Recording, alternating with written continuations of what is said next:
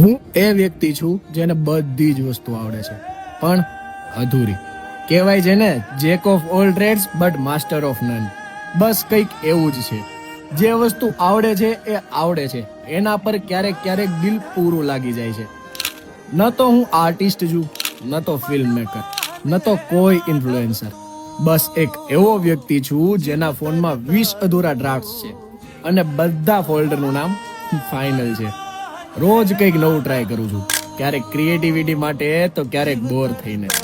નવા કામની શરૂઆત થાય છે મોટિવેશનથી અને એન્ડ થાય છે ગૂગલ પર how to stay consistent search કરીને.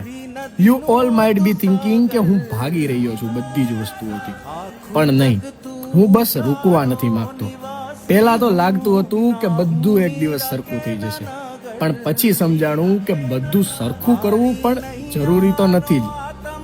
પણ હા, શરૂઆત જરૂર કરી હતી અને આ એ જ છે, કેમ કે